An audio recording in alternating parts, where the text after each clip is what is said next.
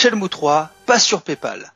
C'est ainsi qu'après avoir fait fantasmer la terre entière suite à l'annonce de son retour pendant la conférence de Sony pendant l'E3 2014, que les créateurs l'ont annoncé, il y aura un second plan d'investissement.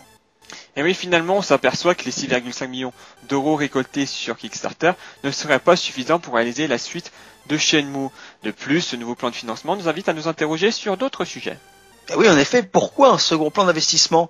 Sachant que Sony devait participer au projet, en tout cas combler l'écart, la compagnie serait-elle frileuse à réinvestir ou à investir dans cette œuvre ?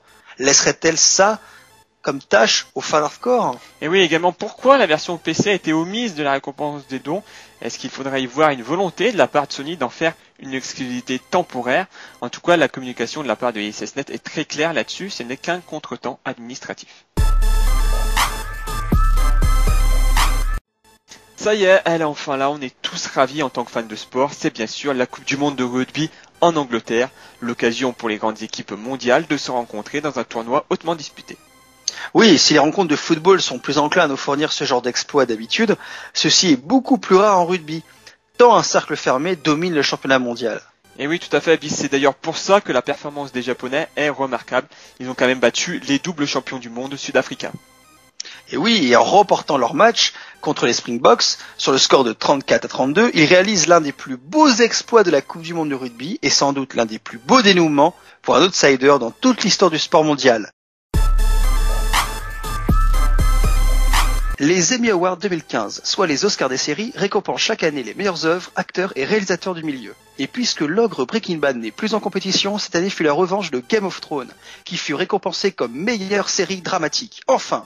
Et oui, n'oublions pas le fait que Peter Dinklage a reçu pour la seconde fois l'Emmy Award du meilleur second rôle dans la série dramatique Game of Thrones pour sa prestation de Tyrion. On se demande également pourquoi il n'est pas nominé dans la catégorie premier rôle au vu de son importance dans la saga.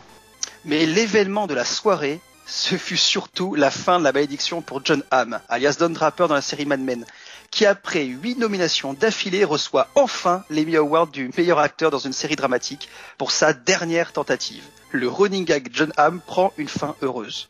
Et n'oublions pas de mentionner également la série VIP qui met un terme à la suprématie de la meilleure série comique Modern Family. Énorme scandale dans l'industrie de l'automobile allemande, c'est l'ONG International Council on Clean Transportation qui a dévoilé le poteau rose au monde entier. C'est un logiciel qui a été mis à jour et mis en place sur une grande partie des véhicules du constructeur Volkswagen aux États-Unis, qui avait pour but de limiter artificiellement les émissions de dioxyde d'ozone lors des tests. Et oui, dès lors que le test était fini, le logiciel se désactivait et les émissions augmentaient pour reprendre des niveaux bien plus hauts que ceux affichés lors des tests. Du gouvernement allemand qui aurait connu ces méthodes, conciliation des autres constructeurs et aux souplesses des autorités compétentes, c'est une véritable crise industrielle et économique qui s'amorce. Oui, les conséquences pourraient être désastreuses pour le groupe dont l'action avait déjà perdu plus de 20% et qui risque aussi une amende de 16 milliards d'euros. Bien que le départ du PDG de Volkswagen fût acté et que quelques sanctions administratives ou gouvernementales pourraient avoir lieu en Allemagne, la confiance des marchés et du consommateur, lui, n'est pas près de réapparaître. 4chan change de propriétaire. Le forum anonyme a été racheté à son créateur Christopher Poole, alias Moot, par le japonais Hiroyuki Nishimura, pour un montant non connu. Ironie ou retour aux sources, c'est le créateur même du forum 4chan qui a acquis 4chan. Pour la petite histoire également, 4chan, lui-même forum anonyme au Japon, avait inspiré Christopher Poole à 14 ans pour créer 4chan aux États-Unis. Christopher Poole avait toujours refusé de se faire rémunérer pour le site ou d'y installer un système payant, privilégiant la gratuité totale d'utilisation. Ainsi, n'ayant pas profité de la fortune comme d'autres créateurs de médias connus, il bénéficie sans doute aujourd'hui d'une juste rétribution.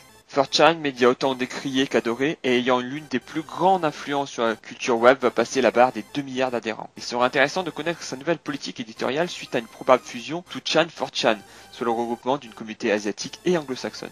D'ailleurs, on vous invite à revoir le sujet 3 média de l'émission Pixel numéro 24. Tout le monde, ou presque, connaît les délicieux oursons d'or, ces bonbons gélifiés lancés par Haribo, la société allemande, en 1967. En 2012, Lynn décide lui aussi d'avoir son propre ours en chocolat, recouvert d'un papier d'aluminium doré. Pour Haribo, le concept du chocolatier suisse est un plagiat pur et dur de son ourson doré et l'attaque donc en justice. Et après 2 ans de guerre intestine, c'est la Cour fédérale allemande qui a mis fin au litige en indiquant, je cite, « La vente par Lindt de figurines en chocolat ne représente pas une atteinte ni à la marque l'ours d'or de Haribo, ni une imitation illicite des produits gélifiés.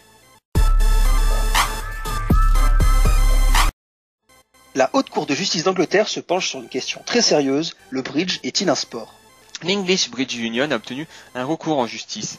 L'institution se réfère à un texte de la loi sur les associations de 2011 où le Parlement britannique y avait inclus les sports de l'esprit, car faisant appel à des qualités physiques et mentales.